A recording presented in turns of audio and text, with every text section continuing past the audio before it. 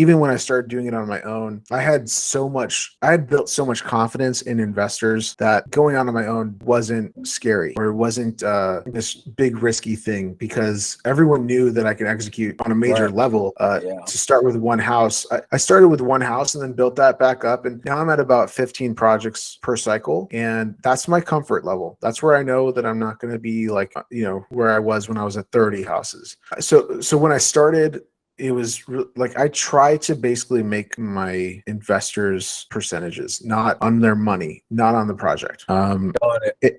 And I've kind of we've gone from investors like family and friends and people who are just interested in making money on their money to more bank financing. So the bank financing now today, I wouldn't say tremendously cheaper than hard money, which is what I would call what I used to do, but it's definitely cheaper. It's definitely a harder process. Needs a lot more infrastructure to make that happen. Meaning you need AR and AP to like really make bank financing possible. And especially if you're working, you might know that if you're working for clients who are using banks to fund jobs at all, it is a tough process. So you need people who are literally staffed up and capable of going through all that documentation.